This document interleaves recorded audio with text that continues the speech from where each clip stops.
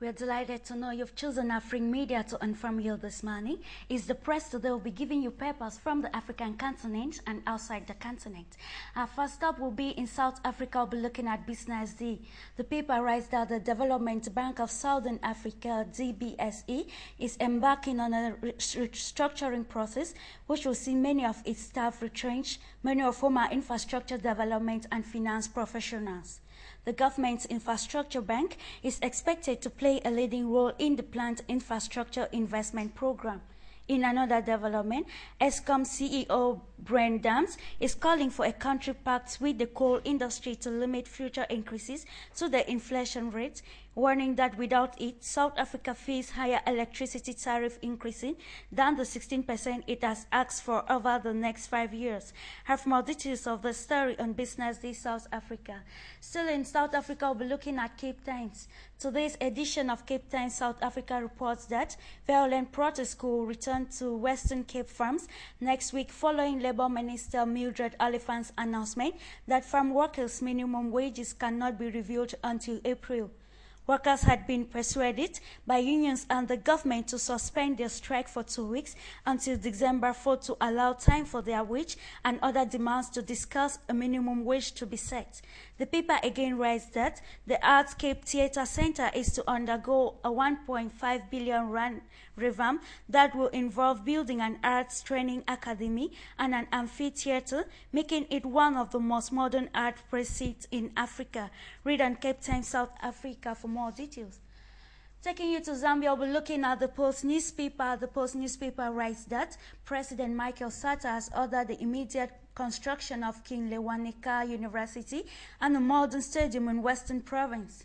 President Sata has created 6 more districts as part of the realignment process. Still in the paper, it's written that Shawama's Voice of Salvation Healing Deliverance Senior Pastor Emmanuel Banda has been issued with a 4-year ban from practicing religion after admitting 2 sexual acts with his church members. The decision was arrived at on Friday during a meeting with church elders and Pastor Banda.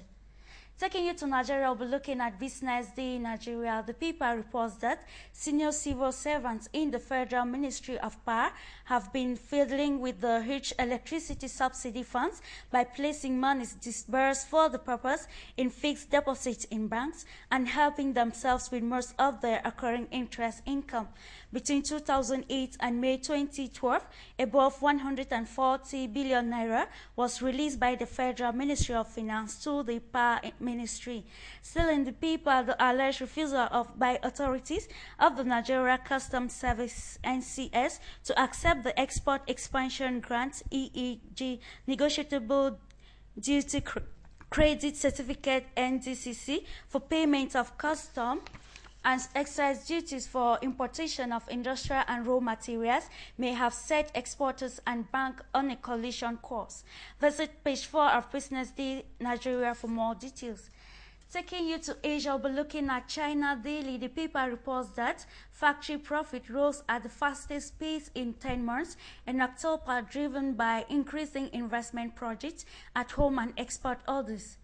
The National Bureau of Statistics on Tuesday said that large companies reported profits of 500.1 billion yuan in October, a jump of 20.5% year-on-year.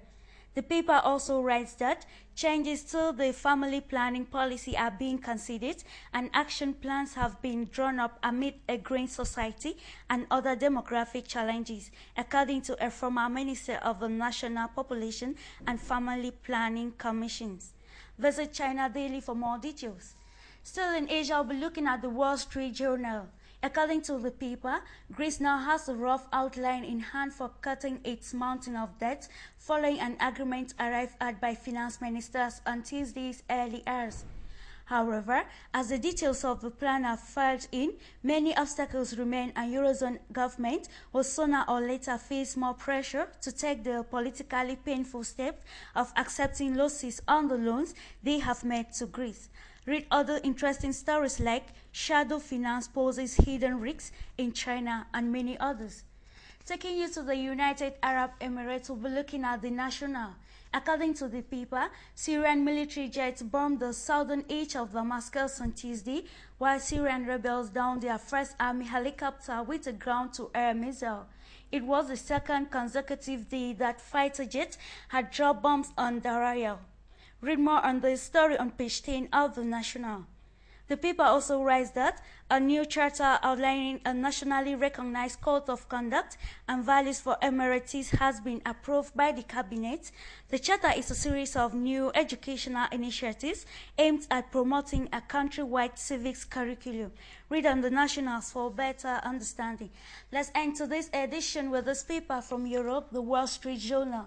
The paper reports that China's largest bank by assets is opening new business in the Middle East, Europe and South America this week as the nation's big state-controlled lenders look to bolster their foreign presence to drive growth.